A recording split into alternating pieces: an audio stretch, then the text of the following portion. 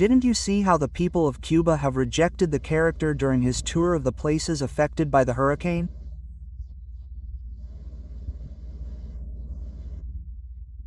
Nobody wants them in the country anymore because they have no solution to any problem. And the United Nations is going to send them aid, but aid to temporarily help the victims. And after that, what?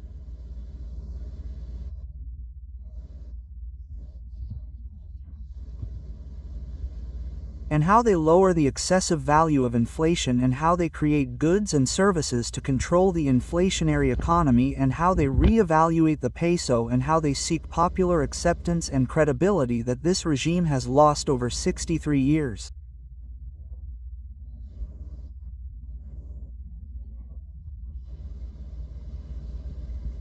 Aren't you hearing people telling him, "Shameless, scoundrel, the people are walking"?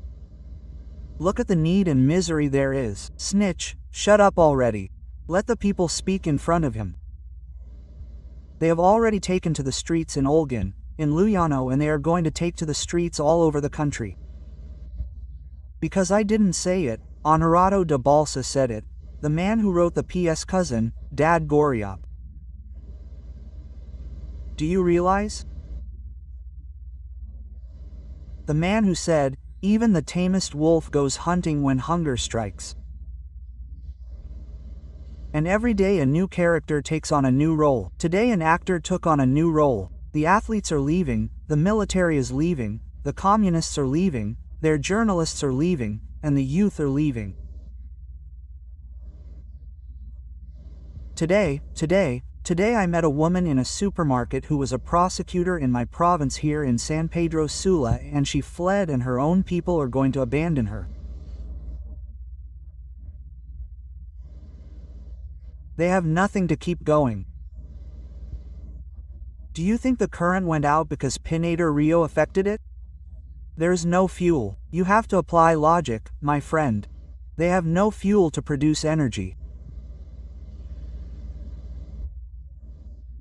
They had 30-something years since the debacle to look for an economic alternative.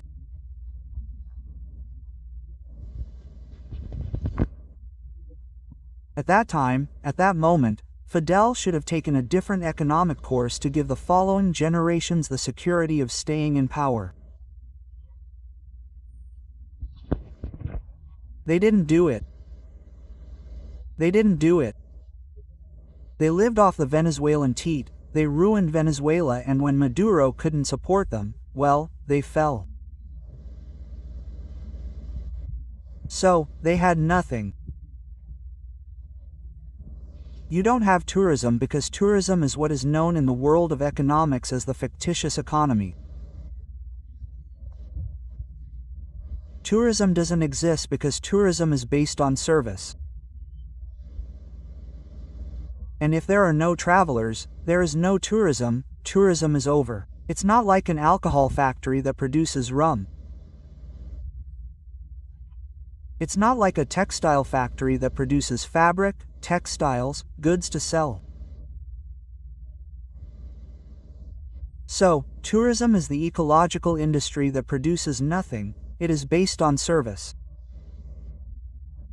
If there are no tourists, there is no economic dividend whatsoever. So, you don't have tourism, you don't have remittances, and you don't have the infrastructure to produce, and they don't have a solution to anything. They don't have a solution to any of society's problems.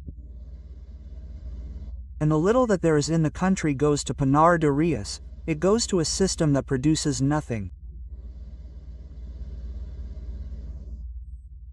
It's like a vampire that lives off sucking blood. When there are no more victims, it has to die. Nehemiah is starting to kill him because he has nowhere to look for red blood cells to give him hemoglobin because there are no more victims. The same thing is happening to this system. It is a vampire that no longer has anyone to sink its fangs into in order to suck its economic blood. That is why they are living through this catastrophe that they are living through in Guantanamo. The hurricane did not happen. And why is there no electricity in Guantanamo? And why is there no electricity in Matanza if the guitar is there? They do not have money to buy oil, my son. No, there is no money to buy fuel, my son.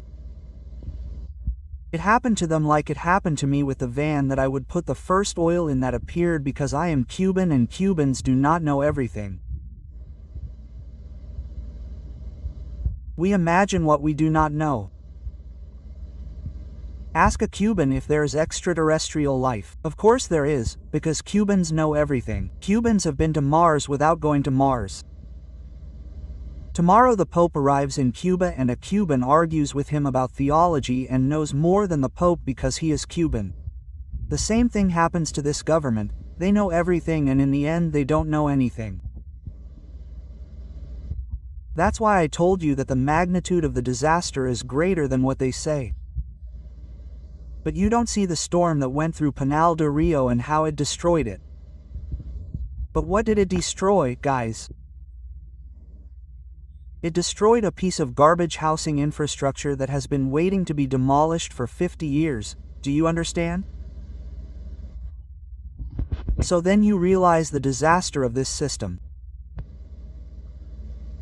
They took over the world's sugar mill and there is no sugar. Cuba was the world's rum producer and there is no rum. Cuba produced 60 brands of rum. There were 60 rum distilleries in Cuba.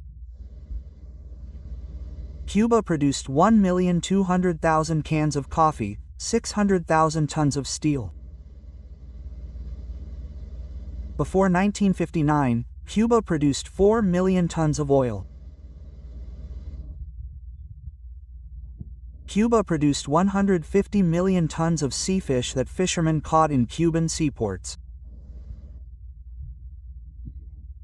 Tabano-Samarleonda, the port of Nicaro in Granma and so on, the ports that Cuba had. In Cuba there were 35 million pigs, natives, that ate only palmich in the pastures. In Cuba there were only 6 prisons and a women's prison and the model prison. In Cuba there were not 2,000 prisoners in jail. Today there are 250. In Cuba there were 4 oil refineries and there is nothing. 27 ports with their breakwaters, their docks, there is nothing. Cubana de Aviación had 200 planes in 1959 and today they do not have a single plane. In Cuba there were 7,000 kilometers of railway that Spain and the governments of the mediatized republic left behind. There is nothing. They started the railways.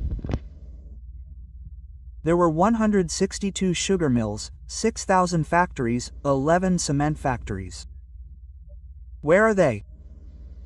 They destroyed everything.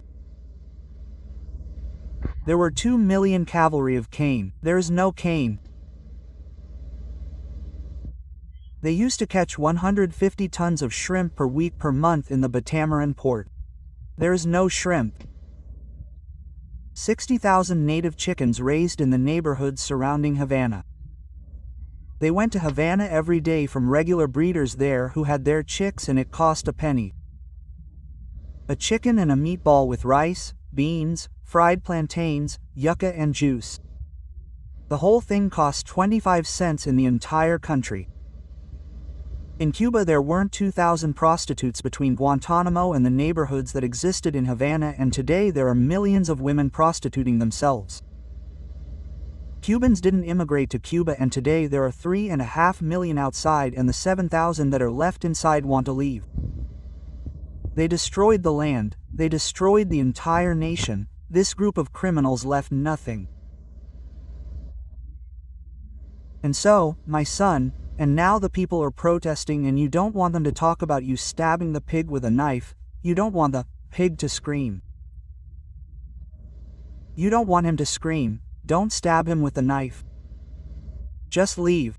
If you can't handle it anymore. When you have a demanding wife and you can't give her the luxury she wants, then you have to leave her to someone else who can give her what she needs. The same thing happens with a government. If you can't handle the needs of the people of Cuba, pack your bags and leave because we're not going to put you down.